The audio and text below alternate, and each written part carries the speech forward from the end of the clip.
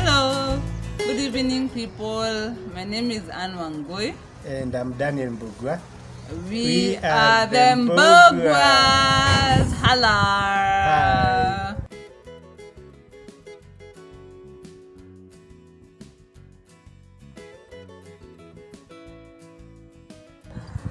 Yes, so we have been married for 6 years now, Yes. and together we are blessed with one daughter. Almasi Njeri. Yeah, I'm sure you guys all know her. She's a great orator, great storyteller, right there.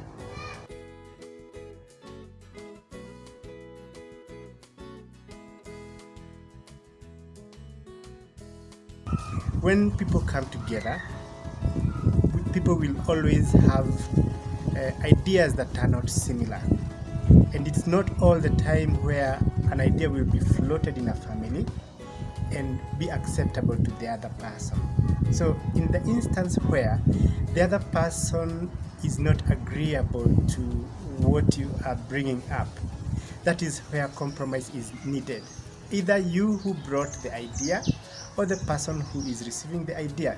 So, the compromise is like giving in, not to let your idea float. And we will be sharing with you how best to compromise in marriage. Number one, the first thing is when you need to communicate clearly what you need or what you want.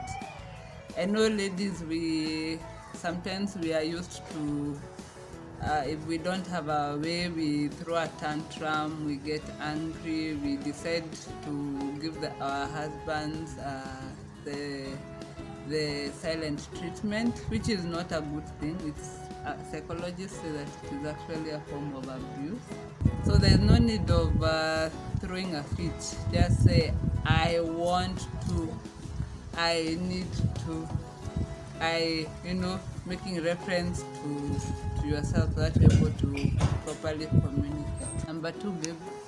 Yes, the second and one of the second way of compromising is about listening without interruption. If you have to be an effective listener to your partner, you need to be keen. You need to listen and wait until the other person communicates to the end without interruption. What happens whenever somebody is communicating something, you realize that somebody listens, already creating things in his head on how to respond to the other person. We have this tendency of when you hear the other person is getting to a point where he's taking the argument towards a direction that you did not want, you tend to get a temptation of interrupting and putting the direction towards what suits you.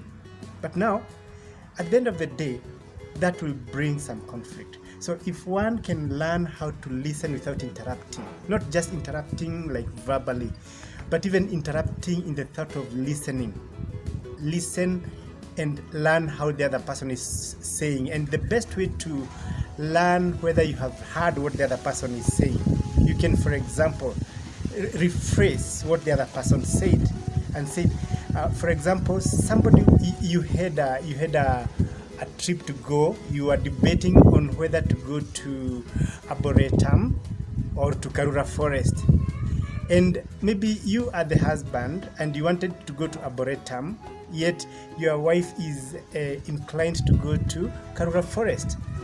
The wife has tried to give all her reasons why Karura Forest is better than Arboretum.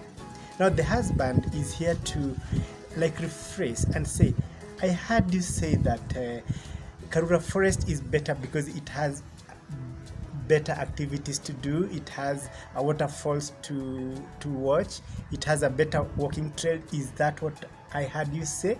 Now with that, it will be very easy for you to understand what your partner was saying, because if you had a misconception of what the other person said, you will be corrected and be guided appropriately.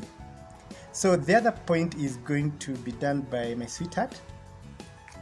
Yes, about carefully weighing your options, just to pick up from the example that Dan has given up. So, since you have considered your options, the spouse now who wanted to go to to Karura is able to understand the advantages of going to Arboretum vis-a-vis going to Karura. And once you've had that conversation and you weighed in your option, you'll have compromise and no one is going to feel hurt. So it's not going to get to a point where I drive off with one car and I bag in the children named after my side of the family, and him he goes with the kids who are named on his side of the family. So at the end of the day, no one has a good day, or one spouse is forcing the other one to go to a place they don't want. So there's no one who ends up feeling bad. You actually go and have fun and have a good day. So we look at point number 4 about putting yourself in your partner's shoes. Yes, and this actually comes to a point where you give yourself to the other person. And this is where you take away selfishness.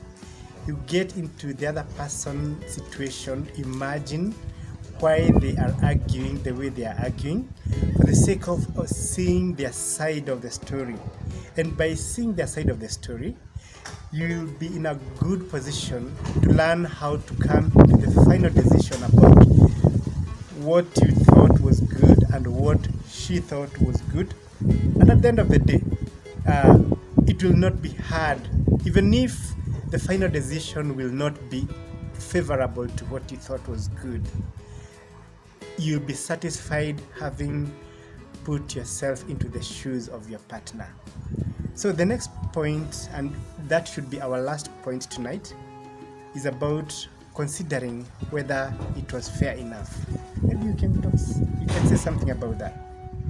Yeah, basically, when you're considering if it is fair, you're also putting the needs of your spouses into, or even your children into consideration. Say, for example, you want to move from Kitengela and come closer to Nairobi because you work in town, and you don't want to be leaving home at 4 in the morning. So you need to also consider your spouse. Is it going to be convenient for him or her if you move back to Nairobi? Maybe his or her businesses are established in Kitengela or around, Machakos. So is there a way you can work around it and see what works for both of you, and you're left happy and satisfied with the decision that you're going to make. So we'll look into checking in one another. I'll have Dan handle that. Yes, it's always good to, consider when a compromise has been done today. It is not the only compromise that was supposed to be done. Tomorrow you'll get into a situation where you need another compromise. And another compromise will come. As long as you're in marriage, compromise is something that will never be ignored. There are chances that you are very good in arguments whenever cross purposes come. And you could be in a position where you bring very good arguments. But now, you also need to remember that the other person has got feelings. And the fact that the other person has feelings, even if you have as good arguments as possible, sometimes you can give in. You can give in even if your points are valid, and you have never come to a situation similar to this one, but your partner had compromised the last 3 or 4 times.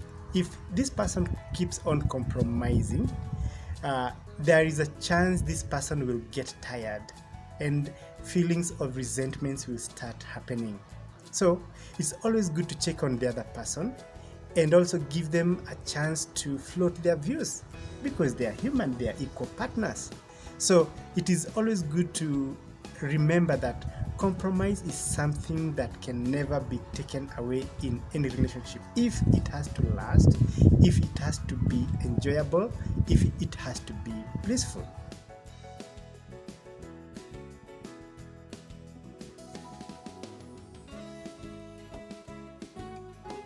And if our relationship was a book or a movie, I think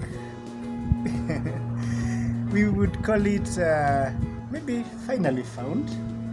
Yeah. Yeah, because we were in different lives looking for people. It is said that before you meet the prince, you have to kiss so many frogs. But at the end of the day, we are finally found. We thank God for this, and we have to say blessings to all of you, and we wish you a blissful, blissful marriage. And all the best. Don't forget to compromise. Remember, a happy partner is a happy marriage. May God bless you. God bless you too. Bye bye.